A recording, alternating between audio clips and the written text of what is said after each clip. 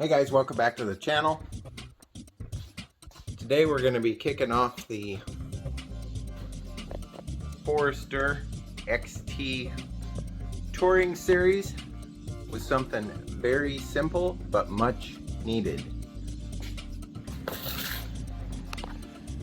You would think Subaru, in their infinite wisdom, would actually put something like this in their car. Now in the Outback XT there's a slot you can slide your phone into and it has a wireless charger, but for whatever reason, and maybe it's hidden somewhere, I'm not sure, where am I supposed to put my giant phone? I have a Ultra 21, a Samsung Ultra 21. If you put it in here, when you accelerate it just flies right out. So that's where I've been putting it, but you've got to hold on to it when you accelerate. As you zip along the road, the phone comes flying out. So, after reading a bunch of reviews on the 8 million versions of this thingamajig, I decided to get this one and give it a shot. I will leave a link in the description for this. So if you guys think it would work for you, you can install it, and we'll see. I'm not a fan of attaching things to the dash, but we'll see how this goes. So let's get started. Well guys, I'll be honest, I have no idea how this thing is gonna work. So you're coming along for the ride.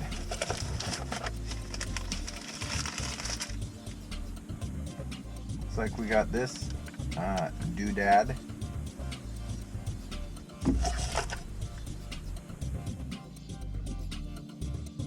USB cable,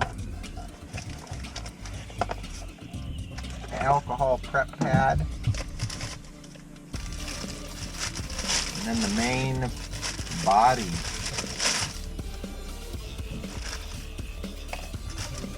Extra parts and pieces. Wow, this thing is actually pretty heavy duty.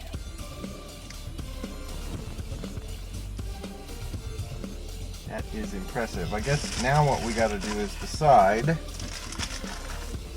where we're going to mount this thing. Comes with some instructions.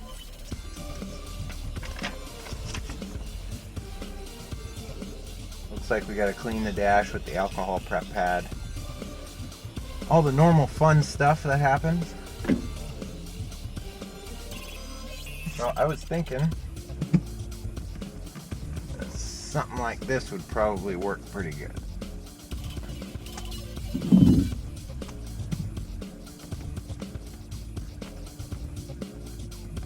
I'm hoping. There is hope in the world, right? So something like that. It's out of the way.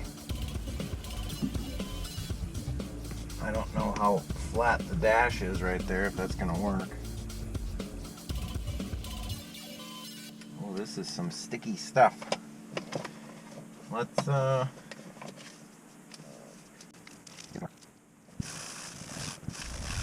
this silicone suction cup thingy, you can't mount it to anything that's got texture on it. So the only thing that we've got here on the Forester is this plastic center console, or just flat plastic thingy.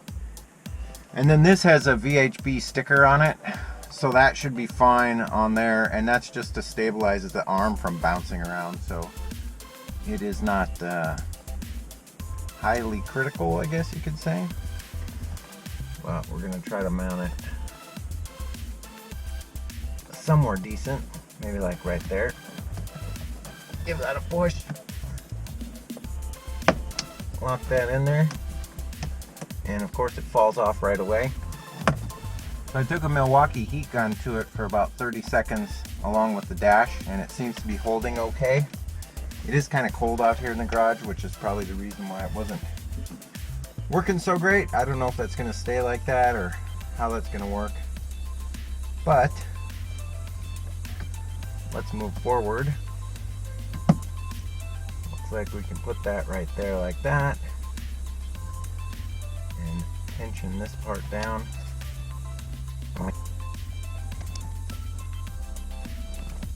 Well, this thing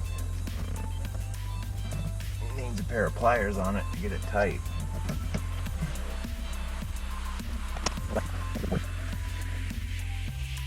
Now this is an aftermarket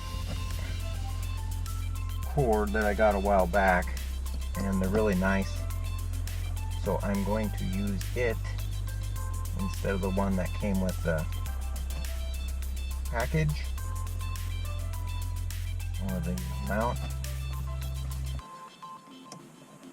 And this has a nice little rubber toggle thing that you can gather up all the excess with. So that's kind of neat. Now let's see if this will actually work with the case that's on my phone.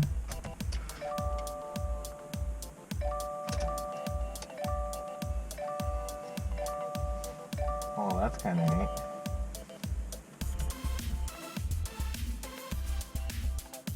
Hey, it works. It's charging. You guys see that?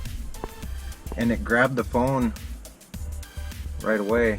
Now I am going to have to tighten that up a little bit with a pair of channel locks, but I think it'll work.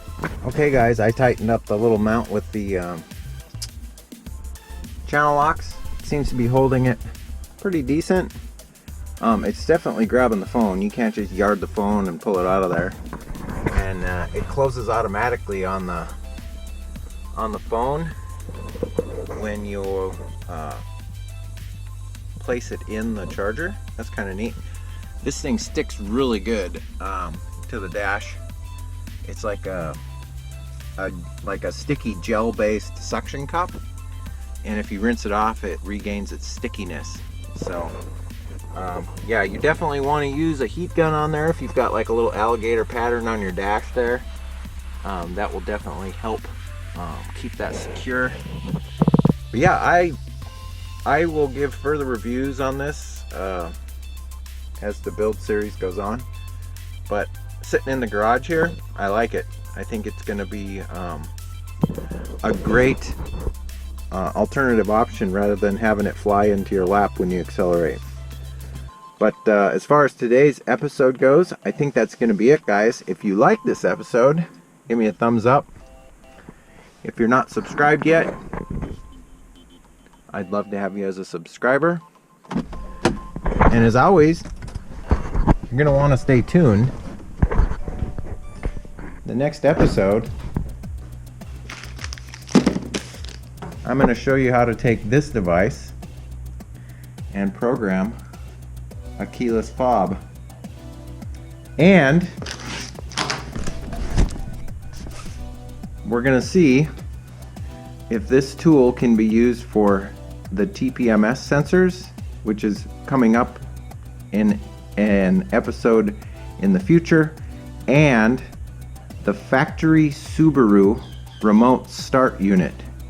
Normally you have to go to the dealership to get a key programmed and the remote start programmed, and that costs, you know, anywhere from $75 to $200 depending on the dealership you go to. So hopefully this will be an alternative option. I have not seen anybody try to make a YouTube video showing the programming of a remote start with an all-in-one X tool. So but other than that, I hope you guys are staying safe, taking care of each other, and as always, I will catch you next time. See you later. Bye-bye.